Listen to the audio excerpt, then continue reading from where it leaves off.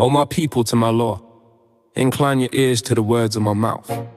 I will open my mouth in a parable, I will utter dark sayings of old, which we have heard and known and our fathers have told us. We will not hide them from their children, shewing to the generation to come the praises of the Lord and his strength and his wonderful works that he hath done. For he established a testimony in Jacob and appointed a law in Israel, which he commanded our fathers that they should make them known to their children, that the generation to come might know them, even the children which should be born, who should arise and declare them to their children, that they might set their hope in God and not forget the works of God, but keep his commandments, and might not be as their fathers, a stubborn and rebellious generation, a generation that set not their heart aright and whose spirit was not steadfast with God. The children of Ephraim, being armed and carrying bows, turned back in the day of battle. They kept not the covenant of God and refused to walk in his law, and forgot his works and his wonders that he had shewed them. Marvelous things did he in the sight of their fathers in the land of Egypt, in the field of Zon. He divided the sea and caused them to pass through, and he made the waters to stand as an heap. In the daytime also he led them with a cloud, and all the night with a light of fire.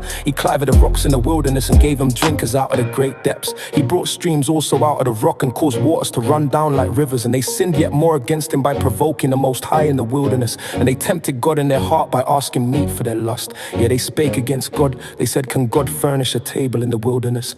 Behold, he smote the rock, that the waters gushed out and the streams overflowed. Can he give bread also? Can he provide flesh for his people? Therefore the Lord heard this and was wroth. So a fire was kindled against Jacob, and anger also came up against Israel, because they believed not in God and trusted not in his salvation. Though he had commanded the clouds from above and opened the doors of heaven, and had rained down manna upon them to eat, and had given them of the corn of heaven. Man did eat angels' food, he sent them meat to the full. He caused an east wind to blow in the heaven, and by his power he brought in the south wind. He rained flesh also upon them as dust, and feathered fowls like as the sand of the sea. And he let it fall in the midst of their camp round about their habitations. So they did eat and were well filled, for he gave them their own desire. They were not estranged from their lust, but while their meat was yet in their mouth, the wrath of God came upon them, and slew the fattest of them, and smote down the chosen men of Israel.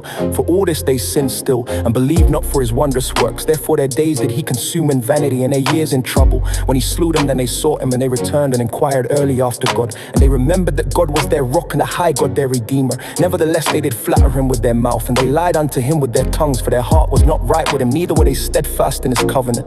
But he, being full of compassion, forgave their iniquity, and destroyed them not. Yet many a time turned he his anger away, and did not stir up all his wrath. For he remembered that they were but flesh, a wind that passeth away and cometh not again. How oft did they provoke him in the wilderness, and grieve him in the desert? Yeah, they turned back and tempted God, and limited the Holy One of Israel. They remembered not his hand, nor the day when he delivered them from the enemy. How he had wrought his signs in Egypt, and his wonders in the field of Zon, and had turned their rivers into blood, and their floods that they could not drink. He sent divers sorts of flies among them, which devoured